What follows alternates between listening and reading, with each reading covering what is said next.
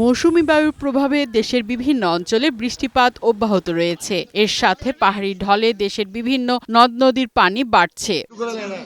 লালমনিরহাটের তিস্তায় আকস্মিক পানি বাড়ার ফলে পাটগ্রাম উপজেলার দহগ্রাম, হাতীবান্ধা সহ ১০ গ্রামের নিম্নাঞ্চল প্লাবিত হয়েছে। এসব এলাকায় ধান, পাট, ভুট্টা, বাদাম সহ বিভিন্ন ফসলের ক্ষেত তলিয়ে গেছে। নদী শুকিয়ে ছিল, হঠাৎ করে পানি বাড়িয়া আমার ফসলগুলো নষ্ট হয়ে গেছে। খুব একটা দুশ্চিন্তায় আছে। তিস্তা ব্যারেজের ডালিয়া পয়েন্টে ৪৪টি জলকপাট খুলে পানি নিয়ন্ত্রণ করছে কর্তৃপক্ষ।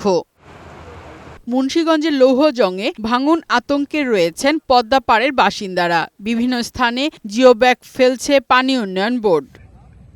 এদিকে কয়েকদিনের টানা বর্ষণে পাহাড় ধসের ঝুঁকিতে রাঙামাটির বাসিন্দারা। পাহাড়ের তলদেশে ঝুঁকিপূর্ণভাবে বসবাস করা লোকজনকে আশ্রয়কেন্দ্রে নিতে জেলা প্রশাসনের পক্ষ থেকে মাইকিং করা হচ্ছে। এখনো কাউখালী ও জুরাছড়ি উপজেলার ধসে পড়া দুটি সড়ক দিয়ে যান চলাচল বন্ধ রয়েছে।